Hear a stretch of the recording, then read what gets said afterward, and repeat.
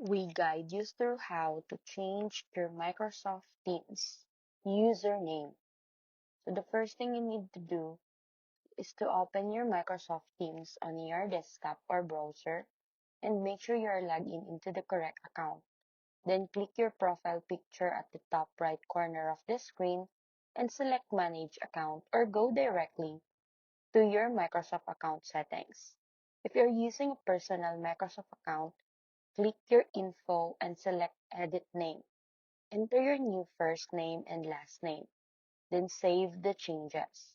After that, go back to Microsoft Teams and refresh the app or sign out and sign back in so the new username updates properly.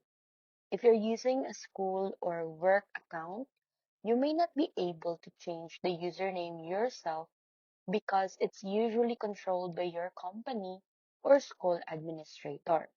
In that case, contact your IT admin and request a name change for your team's account. Also remember that sometimes the update can take a few minutes or even a few hours to appear across all devices.